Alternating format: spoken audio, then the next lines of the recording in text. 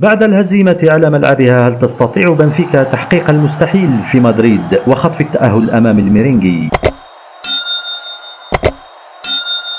يتبارى نادي ريال مدريد ضد بنفيكا يوم الأربعاء 25 فبراير 2026 على ملعب سانتياغو برنابيو بمدريد في إطار إياب الملحق المؤهل لثمن نهائي دوري أبطال أوروبا. ريال مدريد تمكن في الأسبوع الماضي من كسر النحس أمام بنفيكا وفاز عليها في عقر دارها بهدف فينيسيوس، ولكن مني بخسارة مفاجئة أمام أوساسونا أفقدته ريادة ترتيب لا ليغا، ويتحتم عليه تحقيق الفوز والتأهل لدور ال16 لإرضاء أنصاره، بينما بنفيكا ليس لديه ما يخسره أمام العملاق المدريدي ويسعى لتحقيق التأهل بالرغم من صعوبة المهمة إن لم نقل استحالتها.